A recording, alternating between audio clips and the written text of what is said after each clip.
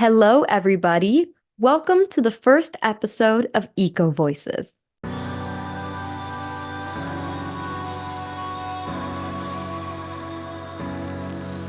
Today, we're going to be hearing from Julian Davis on what it means to make a local impact in the environmental world. Apart from being a dear friend of mine, Julian is a dedicated Miami-Dade County Parks employee and an aspiring environmental journalist with numerous reports under his belt. Without further ado, this is Eco Voices, Episode 1. We should start off now, really, the podcast, first saying that this is going to make me feel really old. We were friends when I was in college. We still are friends now that I'm Mhm. not in college. Um, Yes, but yes. yes, so Julian and I, we went to Florida International University, shout out. So Julian and I, we met in what was South Florida Media Network, is now Yes. Kaplan News. So we were journalism or media kids. And Julian and I, or I guess I'll talk to you, Julian, since you're here. You and I feel like we always connected in a really specific way, besides just being really good friends, was that Mhm. we were kind of the climate people. Um, Yes, we were yes. passionate about climate. In fact, I did for my senior project, I did a documentary, a mini doc on three young adults in Miami working towards the mitigation of climate change. And Julian, you were one of them because Yes. you were someone that I was like, you walk the talk, you make the local impact. I feel like you're such a grassroots guy. And I love it. So I want to give you an opportunity now that I've kind of spoken about how we know each other. I would love it if you perhaps would like to share a bit about yourself and what your environmental story is. How are you as much of a climate nerd as I am? My name is Julian Davis. I was fortunate, I still am fortunate to know Amanda Gray. We went to college together at FIU. Yay. I love photography. I love everything creative, art, learning about the truth, finding out the truth, and really helping people. And I guess segueing into my environmental story, this goes back to like when I was a young kid, a young child. I was put in nature camp because my mom did not want to leave me at home. She was a single mom working by herself. And I liked being outdoors regardless. So a nature camp seemed like a great fit. And going to camp several summers and becoming a volunteer 2 summers in a row, and my first job as a counselor, and where I still am working for Miami-Dade County Parks and Rec as a park service aide right now. I enjoy a job or a career where I feel like I'm making an impact, doing what I love, but also helping other people. And pausing on my environmental story and going back to why I did journalism. So I didn't explain I am a journalism major and I want to focus on environmental journalism. So what made me focus on environmental journalism was two things: was my background with nature camp and getting involved outdoors, but also a few documentaries I watched in my past and about learning how certain communities in the United States have higher influxes or whatever for the people in these communities have higher risk for health problems. And I asked myself, why do they have these higher risk for health problems? And then you realize that people are placing petrochemical plants or whatever polluting industries and neighborhoods that are deemed redlined or lower income or whatever. So that was kind of my switch to like, okay, I can start to do journalism to uncover these biases or things that are injustices essentially and want to bring that to light.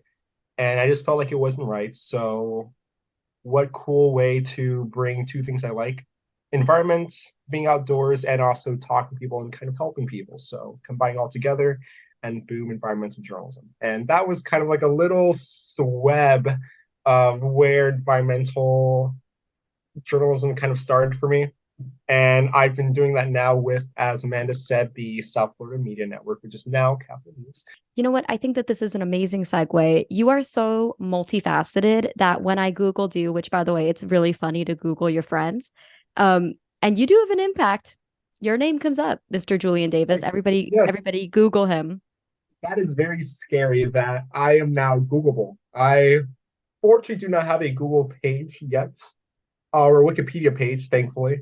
But it's kind of scary that I can now be easily found on the internet, which is crazy. You are easily found because with one Google search I found you, but it's amazing because I obviously know the a wonderful work you're doing, but when you really conceptualize it, you're really multifaceted. So I feel like there are a couple of different places we have to go. And so I want to talk first about the investigative environmental journalism. So a little bit of research I did on you, and I knew this, but it's so cool. So you've reported on water contamination in a Miami Beach park canal, scientists and citizens teaming up to find sea level solutions. You've talked about student organizations doing cleanups around Miami, and you even covered an event where Dr. Jane Goodall spoke at Florida International University. Now, before we get into investigative journalism, we need to backtrack for a minute, and I need to know what was it like being in the same room and breathing the same air as Dr. Jane Goodall? It felt real. I knew you were gonna ask me that.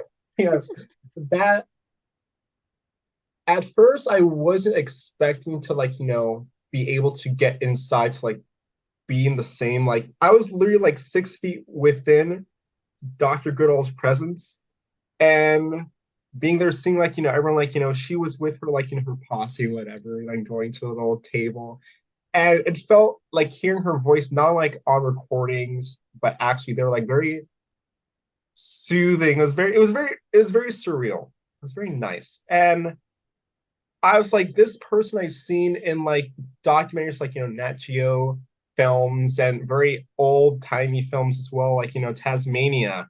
And it's like this person is in the flesh right in front of me. And watching her give her speech on the stage, and it's like, wow, I was literally in the same room, got to ask her some questions too. I was within 2 arms reach of Dr. Goodall. It was nice. I like that. I probably will never get another experience like that ever again. It's very satisfying to say. I can tell my kids I met Dr. Jane Goodall in person. And yeah, she wasn't as intimidating that I would expect. Like this person who's accomplished a lot throughout her continued life. She was very approachable, very what's the word? Down to earth. There we go. Down to earth. Yes, and that's very fitting for your podcast. Yes. There we go. It's very fitting and also just amazing. I had to bring that up. I was like, there's no way this can be an environmental podcast and it's not Yes. for a second mention our patron saint, Dr. Jane Goodall. Yes. Julian, speaking of being humble and down to earth, and I have called you sunshine in a human form.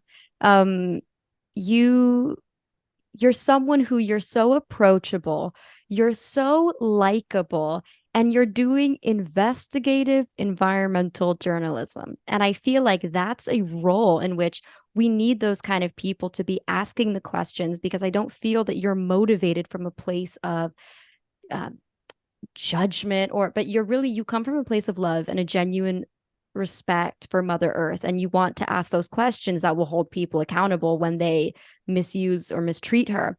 And so I want to know, what was it about specifically investigative environmental journalism and reporting that really stood out to you as kind of an area of concentration within the field? Perfect. Great question. So what stood out to me about investigative journalism instead of just covering it as a beat.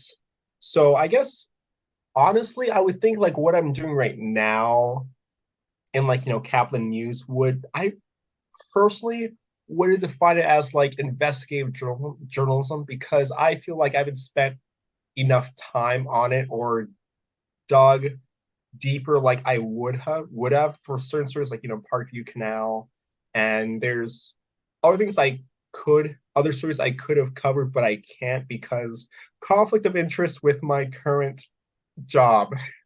But what I plan to do with investigative journalism in the future is it allows you to actually take time, and I feel taking time on your stories, being able to actually talk to people, understand what is happening, getting at least both sides of the story if you can. Why are they doing this, and why is it affecting this group of people, and why is it polluting this environment and whatnot? Investigative journalism allows you to understand deeply about your community than you would like doing breaking news reporting, essentially.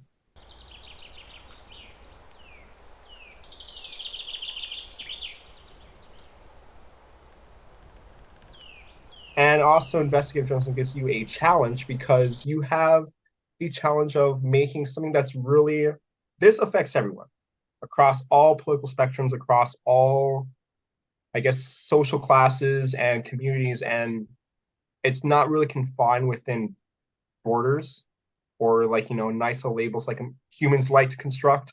It is a global issue, the environment, like, environmental climate change, anything related to our planet. Everyone, all living things had this affects everyone.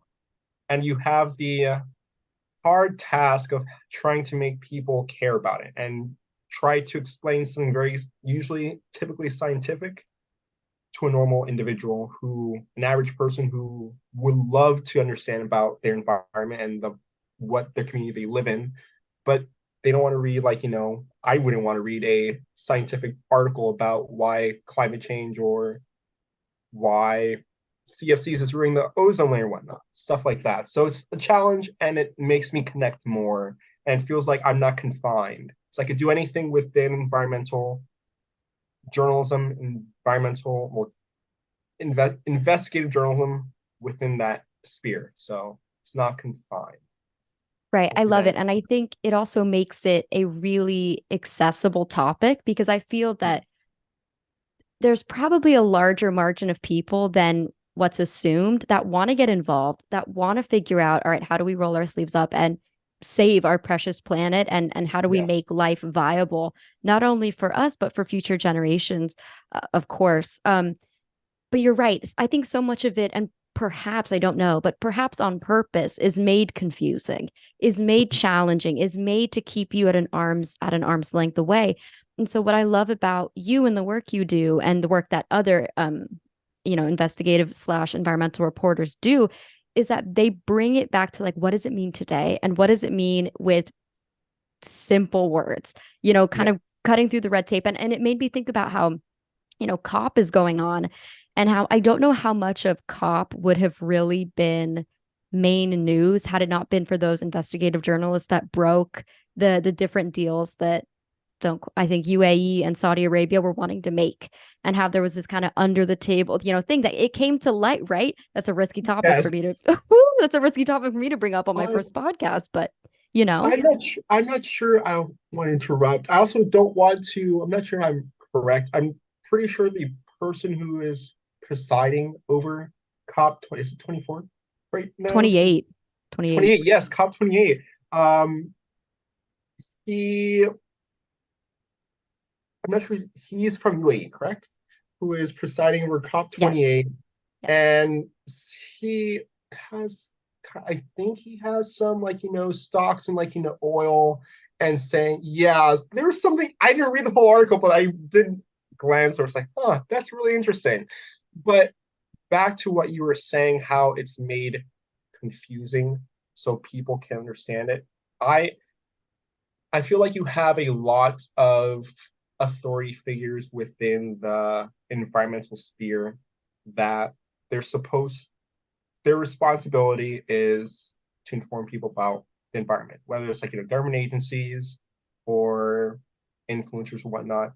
I wouldn't say like journalists, but there are some like commentators. I'll say commentators that are informing the public about the environment and climate change, all things Earth essentially.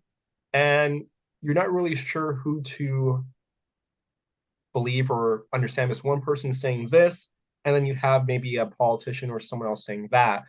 And I was raised that education, knowledge is a powerful thing. Or as my favorite dystopian film that got me into journalism, Fahrenheit 451, the quote is, knowledge is a dangerous thing. So when it comes to the environment, there's a lot of money to be made on fossil fuel industries. And why would I pay $3.32 for gas when I could probably get energy from the sun or hydrogen or water, maybe in the future or whatever, for probably nothing or a couple cents at most? That's not really profitable for corporations that have built their company or legacy off this one thing. And unfortunately, this one thing is perishing and it's not really replenished in time for them to make money continuously. And it's going to probably kill us all eventually. But that's my goal, is to make it understandable so people have understand what's at stake.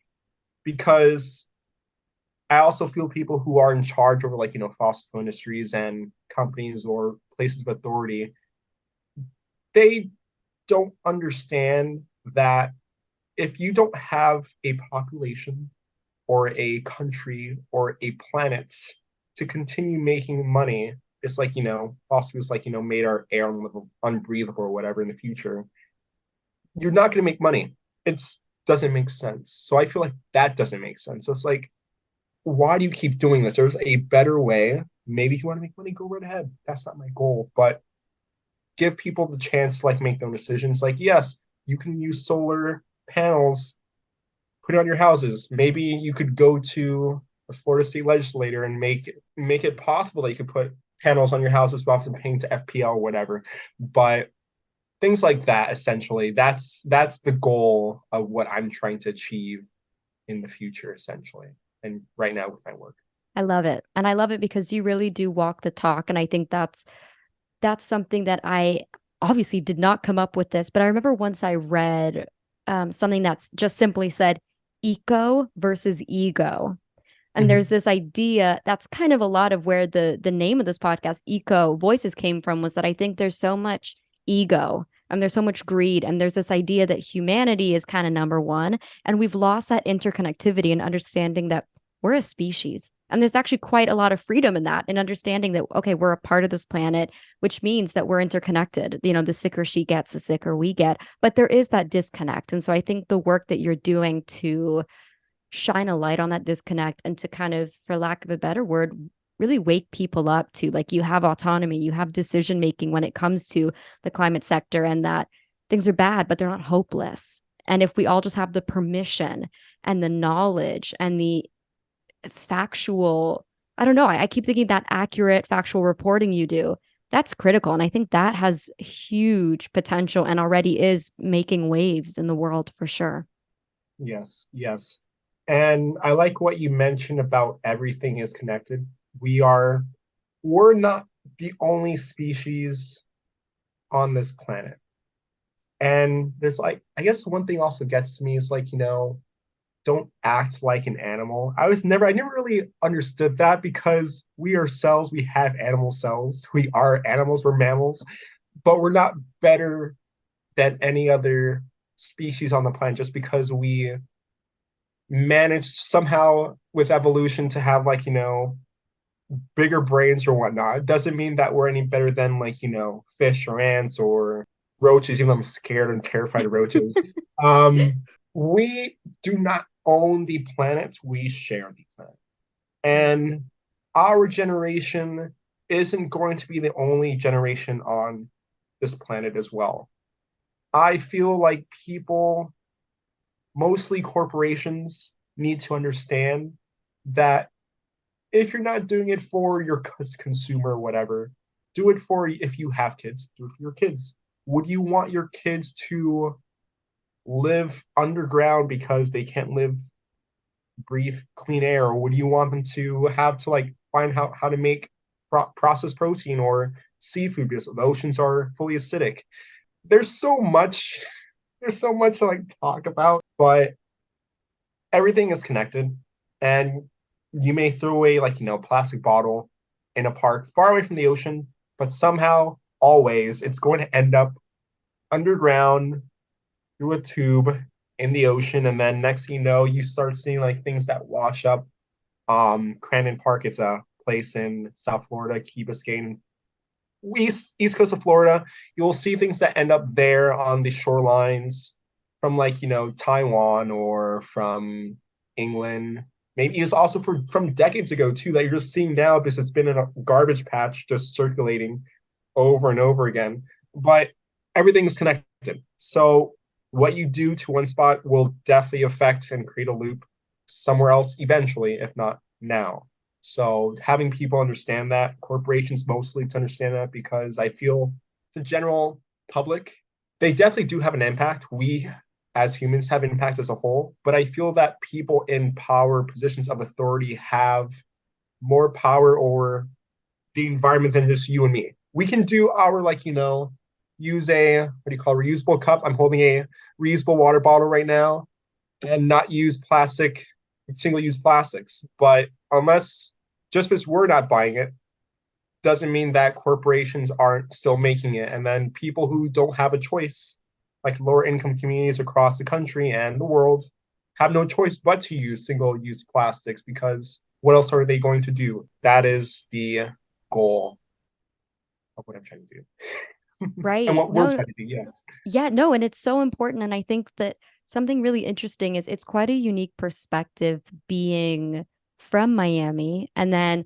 if you've never been to Miami or you don't know a lot about the culture, or cultures, I should say, there are countless cultures here. It's normal for our generation, Julian and I, to you either have parents or grandparents from other countries. And Julian, we both derive from um, Caribbean nations. You are Jamaican American. I am Yes. Cuban American. And so there's also there's this deep, I don't know, there's this ancestral urgency I feel of being from, well, one part of me being from an island as well, that you have such an appreciation for the water and you have such an appreciation for the sun and the soil. And there is, there's, in my opinion, a much smaller gap when you're from somewhere in the tropics because, or I don't want to say a smaller gap, that's not correct, but I don't know. My personal experience is there's this ancestral reverence for the land when you come from places that are really surrounded by it instead of quite a disconnect. And so Miami, I think there's not only a cultural element to the land, and each culture is going to experience it differently, and we're each going to have different fruits and different stories and different songs that kind of showcase that. But we're also literally living in a kind of ground zero. When it rains, it floods in the street, and that's normal. And some people may be like, yeah, okay. No, no, no. It floods in the streets. Depending on where you live, you might only be 2 meters above sea level. It's going to flood. Or extreme weather, extreme heat. Julian, tell the people how hot this summer was. It, it was very hot. Even up until like 3 weeks ago, we've been seeing a lot of like excessive heat advisories and warnings. So we've had during the summer, I did work for like a summer camp with kids outside, and we've had to have kids indoors most of the summer because it was so hot. And even though that we're indoors, there's barely like, enough AC for like, 30 something kids. And it's also in Florida, it's so humid. So not just worrying about the heat itself, but also heat indexes like heat stroke, heat exhaustion. It was hot. It was hot. It's probably one of the hottest summers. And not just for us, but for also coral reefs across on the east side of Florida, like Manatee County. No, not Manatee County, Monroe County. We've had like a lot of like coral bleaching that's been happening because the ocean literally reached almost 100 degrees Fahrenheit during July, probably one of those months in the summer. So it's getting really hot and unbearably so. I really don't know how long we can take it here in Florida. It is crazy.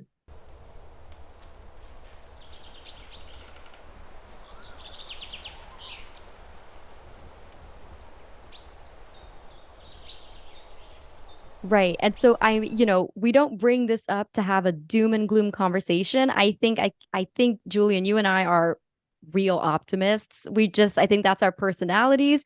We like to smile a lot. We like kindness, and we have a lot of hope. And so I'm not saying all these facts for it to be this kind of doom and gloom, like everything's ruined.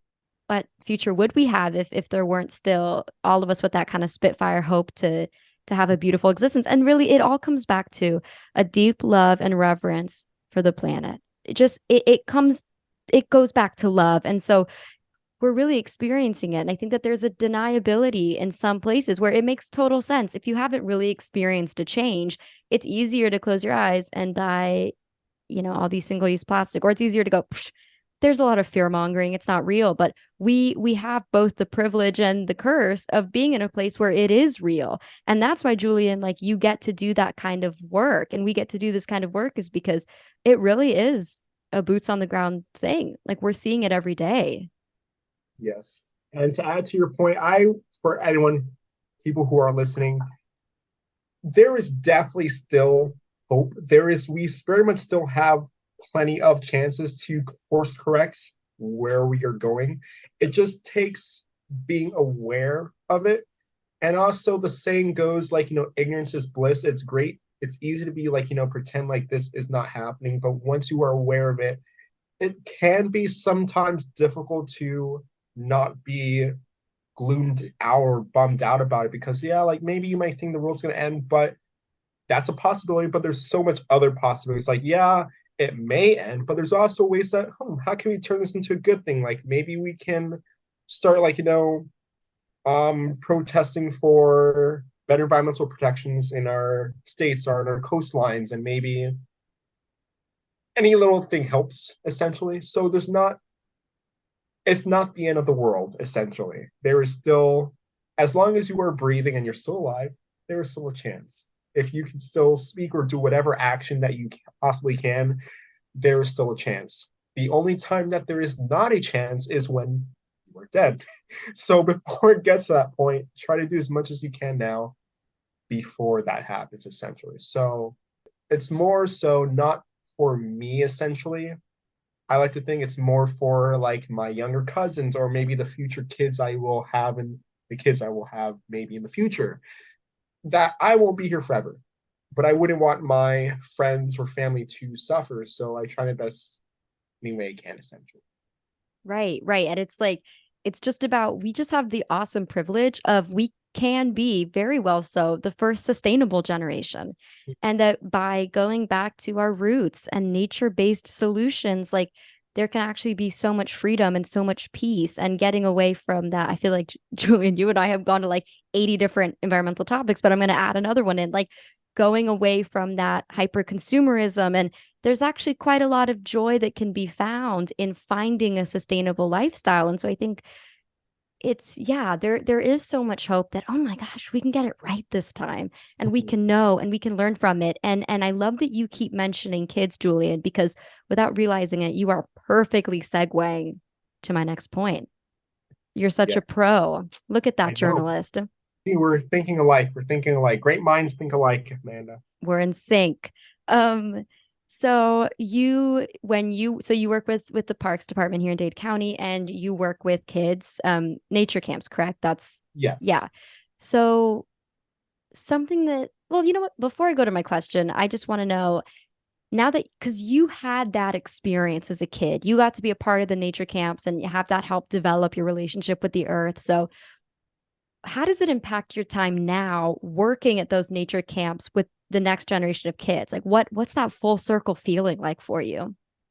I I guess, to keep on environmentalism, it feels great that I'm in a role where I can put the same seed in the mind of miniature me's, a bunch of miniature me's in summer camp. They're like being able to, like, have you, like, play.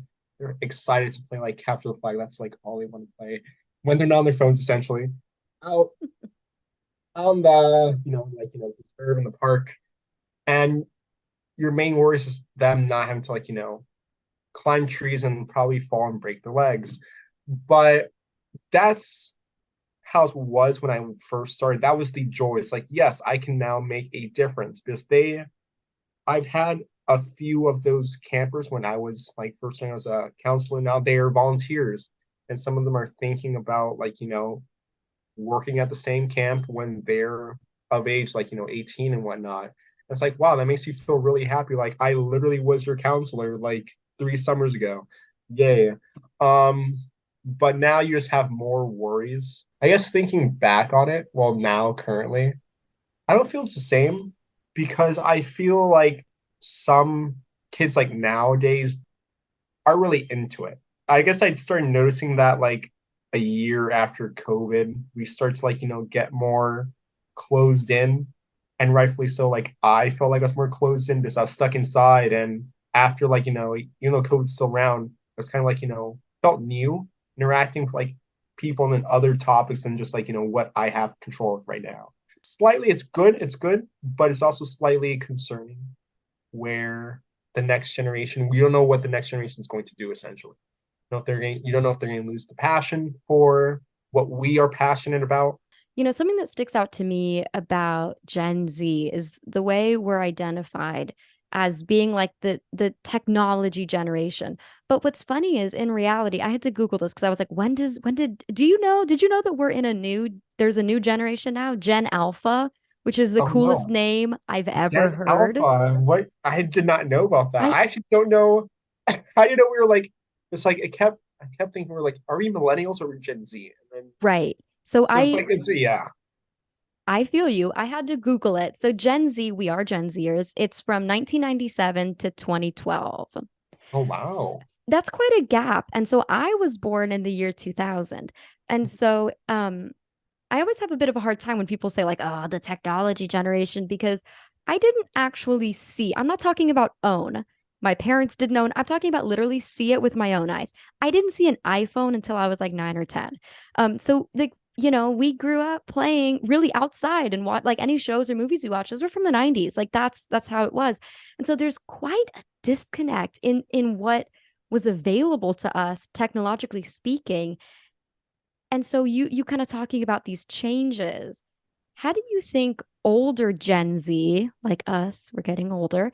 Um, you're a bit younger than me though, Julian, but still. How yeah, you have some time. How can older Gen Z mentor and bring younger Gen Z, and I guess Alpha now, into closer contact with the earth? Like, what can that look like for us to be good stewards of this information that we know? How do we get kids to love the earth?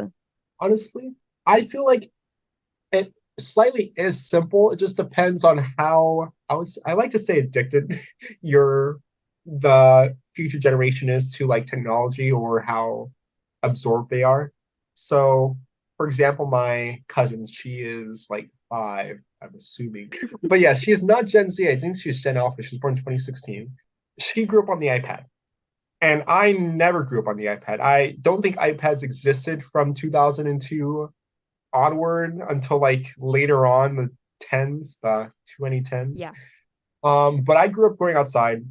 I did not have games on cellular devices. I had to entertain myself with neighborhood friends. I had to make friends, knock on doors. It's like, hey, you need to neighborhood. You want to go outside play? And then once the lights were coming on, this was too dark. Then we're expected to be home at a certain time. Now I was fortunate that I got to bring my cousins out playing it outside, going to like parks, but they get to leave their iPads at home. And they would ask, like, hey, Julian, can I play on the iPad? It's like, not really. We'll do something else though. We'll get ice cream. And it's like spending time not confined within like your comfort zones, essentially. It's like going outside to like certain like kids, it's kind of uncomfortable because like of course it's hot, but it's also new. They haven't experienced this, so it's new to them.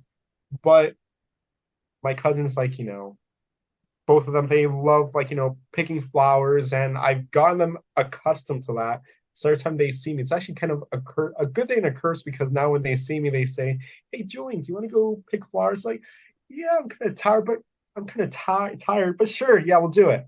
So just doing things that we did as children, do it with future generations. Don't really try to fall in the sort of like, or falling into like, hey, I'm kind of busy. Let me make them play on their iPad. Don't take the easy way out because the easy way out won't be too good in the long run, essentially, because then they will be dependent on technology. And technology won't always save us, essentially, like, or won't always help us. Like, we had, like, ozone, like, deficiencies in the 90s, I believe, and we banned CFCs. We didn't use technology for that. We used basically people getting together. And, well, we did use technology. We used the news, information spread, but we didn't have, like, social media back in the 90s. We literally had newspapers, journalists, and people team up together and protesting to ban CFCs, and that's why we don't have much anymore. That's why our ozone's being repaired now, which is great. It's beautiful. I like not getting skin cancer. So technology won't always be there for us, so we can't fully depend on it.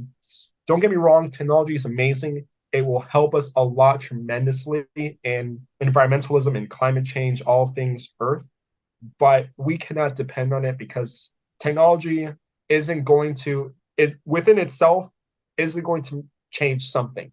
It needs a person to enact it to then make that change. So yeah, that's my thought on that essentially.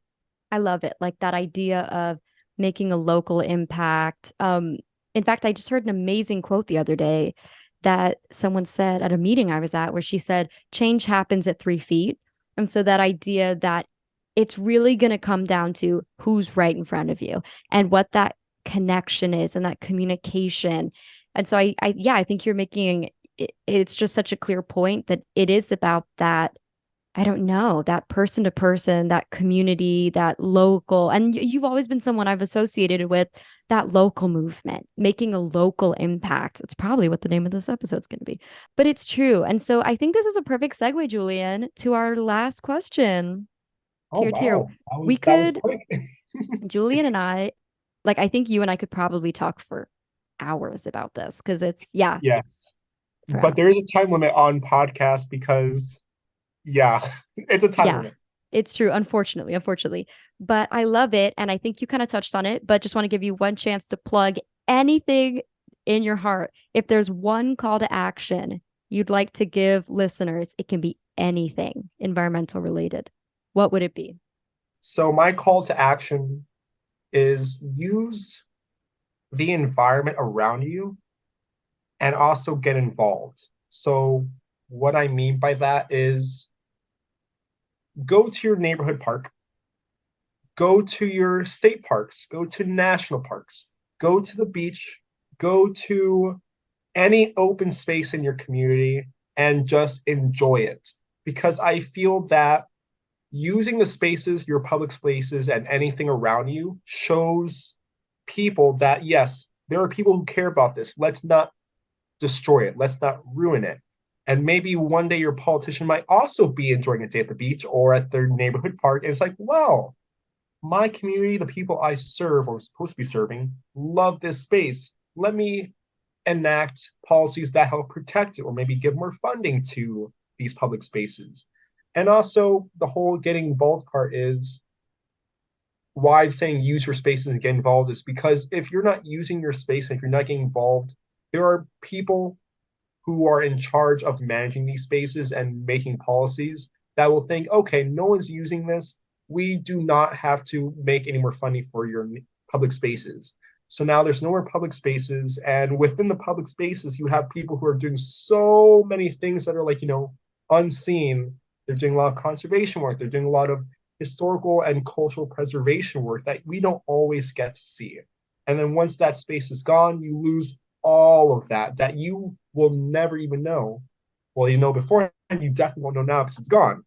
And then once those public spaces are possibly gone, then you have policies that aren't really environmentally friendly because, like, okay, no one cares about the environment. Let's make more buildings and let's make more industry that people will use.